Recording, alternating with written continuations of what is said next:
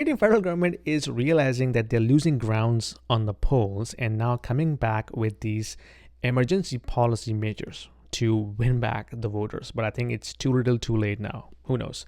So policies like, removal of the GST from the purpose-built rental, which is a good policy, but I think it's too late. Then they also announced relaxation of the mortgage rules, especially with regards to first-time home buyers, or if you're buying a insured mortgage, they bumped up the limit from 1 million to 1.5 million. Then they also announced the funding flexibility for basement unit and the laneway house using your equity in the property, that you can take it out up to 90% of the LTV. And finally, they're coming back with a reduction of the immigration targets. Okay, for the past 8-9 years, they have been running these policies like crazy. When everybody was complaining, nobody was listening. Okay, now they're finally realizing the polls are going down the drain. Now they're coming back with these policy measures.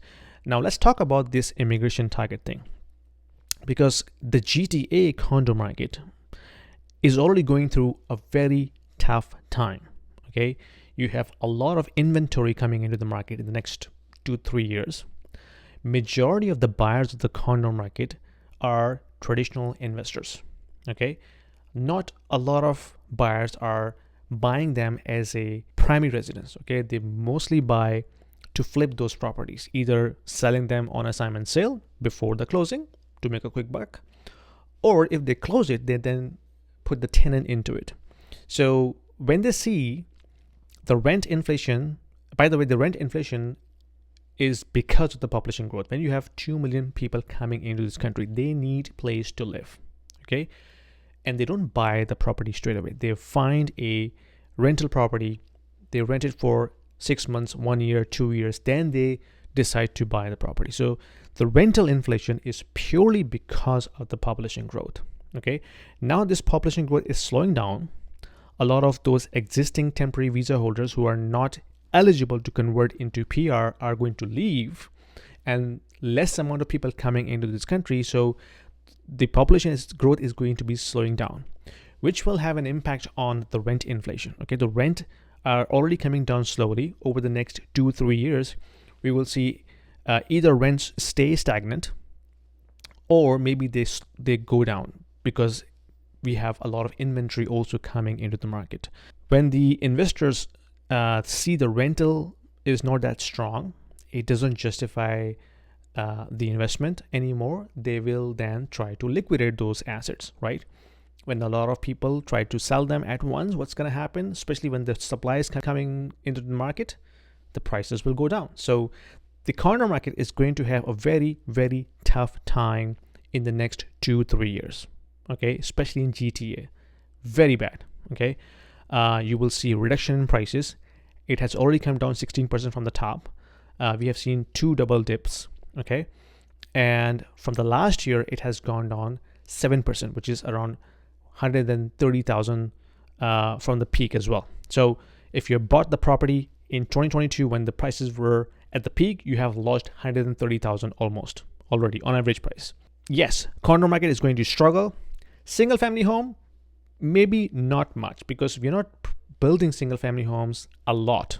Okay, a lot of properties are either condos, multi-family buildings, not many single family homes. Okay? They will not be impacted much, and majority of that impact you will see in the big provinces like Ontario and BC, because they have the largest share of those temporary residents, close to 8 and 9%. That growth is going to go down, and which will have impact on the rental.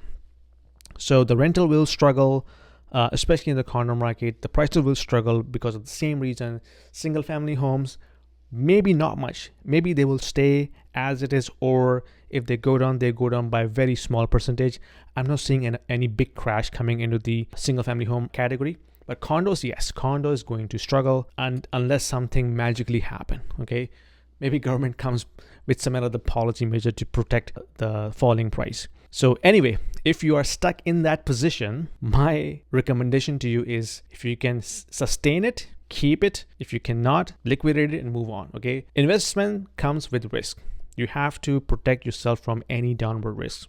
It happens. Okay, If you have been in this situation, you have to decide about yourself. Okay, I don't know about your situation, but if I was you, I would definitely see if I can sustain it somehow, either with negative cash flow or not. If it's too much for me, then I will cut losses and then move on. Anyway, you let me know what you think about that. Put your comments down below. Let me know how you like this video or not. Either way, I like your comments, your feedback. Give me a thumbs up and subscribe. Check the links in the description below. I send out a weekly newsletter as well on these topics. If you are interested in reading that, also subscribe, and I'll see you in my next video. Take care. If you are an investor in the US, in Canada, or in Europe, and you are considering investing into Dubai real estate market, this video is for you, because we have a platform called Stake, which allows you to invest into the residential real estate market and start earning rental income right away without going through a lengthy documentation process or coming up with a heavy down payment. Stake is built upon the concept of crowdfunding. So it is democratizing the entire investment strategy and allows you to own a single unit of the entire investment portfolio. So you don't have to own the entire property, right? You can be part of the pool that can actually own a piece of property, a piece of real estate. So that allows you to start with as low as 2,000 dirhams, and you can slowly ramp up. So as you start investing into it, you can not only own a bit of real estate, but you also get a portion of the rental income on monthly basis. So it's a passive investment strategy, diversifying your portfolio from traditional North American or European markets into Dubai, which is hustling and bustling and growing very fast, and allows you to build your wealth over time. So don't delay. There is a link down there in the description.